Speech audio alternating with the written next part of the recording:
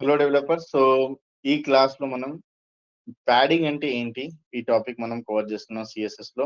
So CSS use చేసి మనం ఏదైనా పర్టిక్యులర్ ఎలిమెంట్స్‌లో మనకు గ్యాప్ క్రియేట్ చేయాలంటే అప్పుడు మనం ఏం యూజ్ చేయాలి? ప్యాడింగ్ యూజ్ చేయాలి.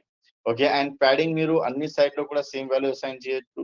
ఓకే. ఒక సెపరేట్ సైజ్‌లో కూడా సెపరేట్ పర్టిక్యులర్ వాల్యూ అసైన్ చేయాలంటే అట్లా కూడా మీరు అసైన్ చేయొచ్చు. ఓకే. వర్టికల్, హారిజాంటల్ వేలో కూడా మనం వాల్యూస్ అసైన్ చేయొచ్చు. ఇంకా ఏంటంటే సెపరేట్ పర్టిక్యులర్ ఓకే. జస్ట్ ఒకటే వాల్యూ అసైన్ చేయాలా బాటమ్, లెఫ్ట్, రైట్, టాప్ అట్లా కూడా మనం మెన్షన్ చేయొచ్చు. ఓకే. సో సింపుల్‌గా ఇక్కడ నేను ఆల్రెడీ 2 పారాగ్రాఫ్ క్రియేట్ చేసిన డివిజన్ 1, డివిజన్ 2 అండ్ ఈ పర్టిక్యులర్ డివిజన్స్‌కి నేను ఏదైనా పర్టిక్యులర్ ప్యాడింగ్ అప్లై చేస్తున్నా. Okay. So first of all ఈ ఫైల్ ఓపెన్ చేసుకున్నా నేను. ఇక్కడ చూడండి మనకు ఆహ్, టైటిల్ ఇది చేంజ్ చేసేస్తా నేను. ఓకే. సేవ్ చేస్తున్నా.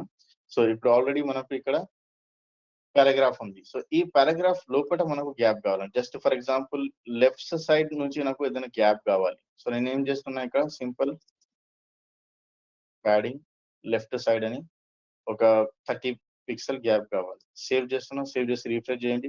ఇక్కడ చూడండి మనకు లెఫ్ట్ సైడ్ గ్యాప్ వచ్చేసింది. ఫర్ ఎగ్జాంపుల్ అన్ని సైడ్‌లో గ్యాప్ కావాలి. ఓకే. అండ్ ఇక్కడ for example padding. So first top ఉంటది. సో ఫర్ ఎగ్జాంపుల్ టాప్‌లో 10 పిక్సెల్ కావాలా నాకు.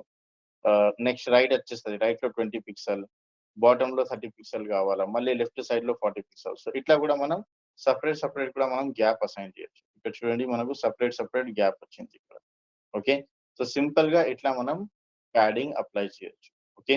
సో ఏదైనా డౌట్ ఉంటే, క్వెషన్స్ ఉంటే అడగండి. Okay. So that's it for today.